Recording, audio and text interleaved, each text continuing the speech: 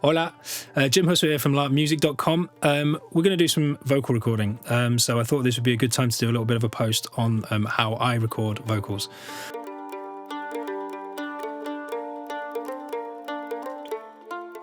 So the first point to mention is the microphone. What microphone are we using? I'm using a Neuman TLM 103. This is a great vocal microphone. It works equally well on instruments, but it's a large diaphragm condenser and it's a cardioid polar pattern. Now, generally, when you go into a studio, you will record with a mic like this, with a condenser microphone. That's not to say you can't get some really good results with a ribbon mic, or even, you'll see here in the background, I've got an SM57. We've been messing around with a recording with a condenser and recording with the SM57 because you get a double take and then mix those together, you can get some nice sounds. However, when you're starting out, a condenser microphone is going to serve you very well, and is probably the microphone to go for.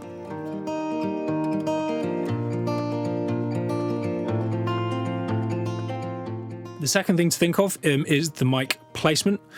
So I'm lucky that we're in a sort of soundproof and acoustically treated room, so I don't have to worry about noise.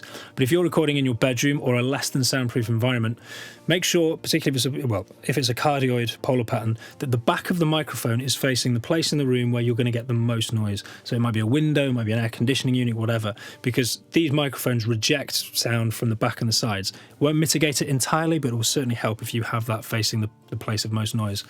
And the other thing to think of is the room reverb. So again, in here, this is a dead space, I'm all good. But if you are in your bedroom, you're going to have some unwanted reverb. So what you want to do is create a little vocal booth with minimum reverb. When I was recording in my bedroom, we used to have a drying rack with a duvet on it, an acoustic screen on the other side, and then a vocal shield, the SE, I think SE do like a vocal filter behind it. And I got some great results doing that.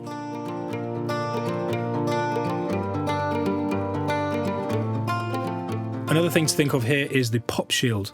So this is a pop shield, and essentially what this does is it prevents P's and B's plosives. When you say P's and B's, you get like a rush of air, which is like blowing into the microphone.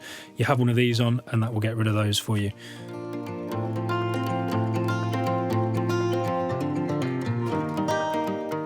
The next thing to think about is the singer position. So how close do you want to be to the microphone?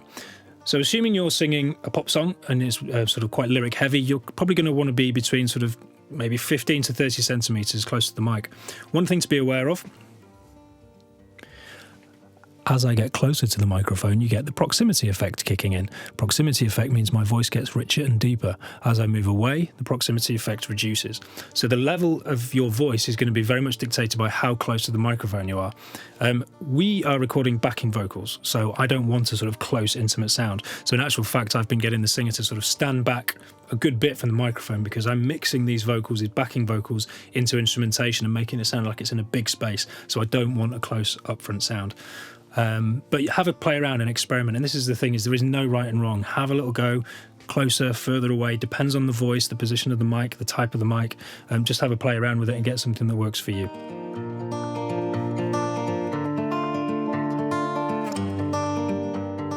Another thing to mention on the subject is get your singer to warm up.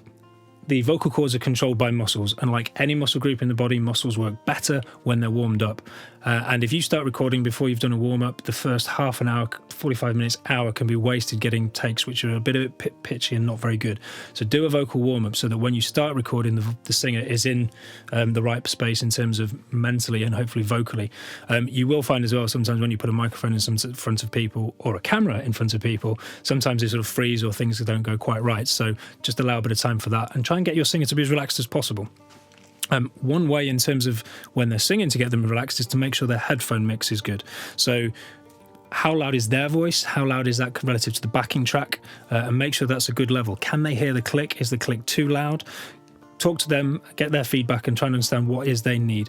And one little tip as well is when you are recording, if you can put some reverb on the voice, everybody likes to hear their voice with a bit of reverb on it. Makes it sound it's better basically, so people will feel generally a bit more relaxed with that.